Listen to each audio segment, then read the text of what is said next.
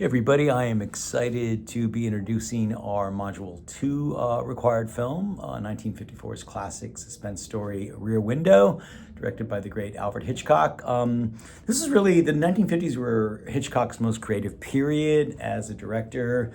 He made films such as Vertigo, North by Northwest, Strangers on a Train. Then he would have another creative spark in the 60s with Psycho and also The Birds. Just a great period for Hitchcock at his best. This really relates to the PowerPoint we had in this module about Hollywood in transition.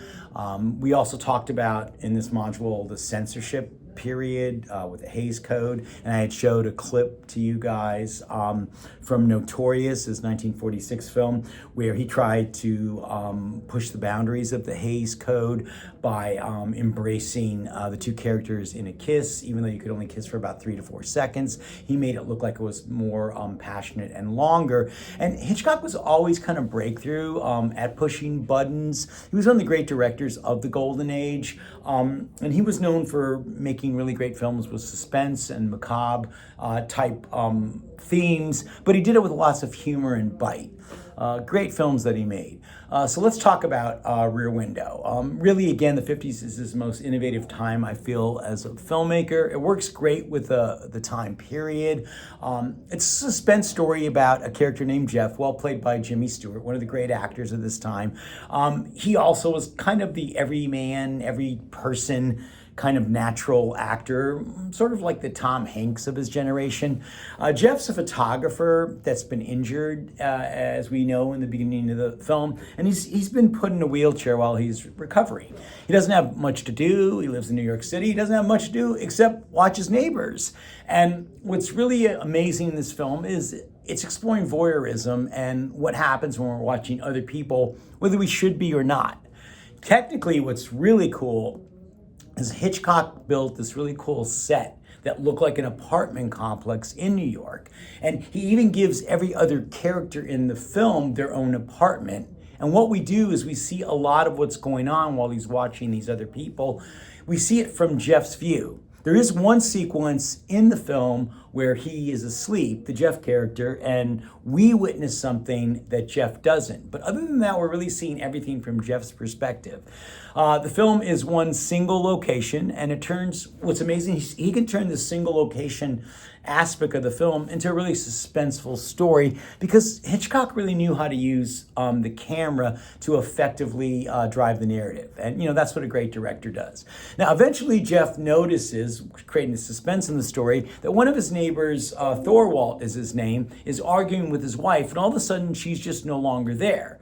And he notices that he's with another woman in another sequence, and he feels that Thorwald is up to no good and maybe probably killed his wife. But of course, nobody believes him. Well, nobody except his beautiful girlfriend, Lisa, well played by the amazing and talented Grace Kelly, and also his sarcastic, witty nurse,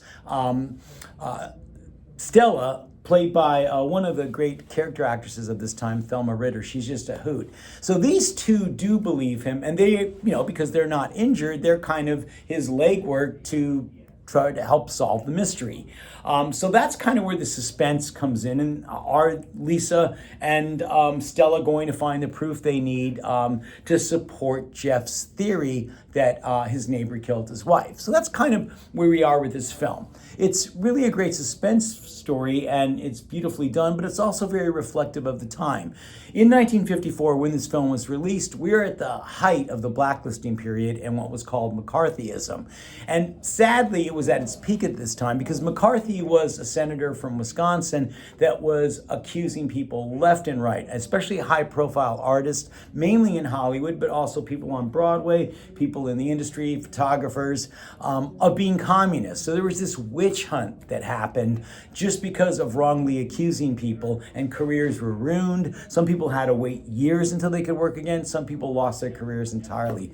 awful time, all because of incorrect assumptions spreading like fire. So the film's theme of voyeurism and watching people really reflects the time period and the unrest in Hollywood at the time. So I really hope you enjoy Rear Window. It's one of the great films of all time, and I think it really will entertain you and get you thinking about this time period. I look forward to hearing your results from your discussion.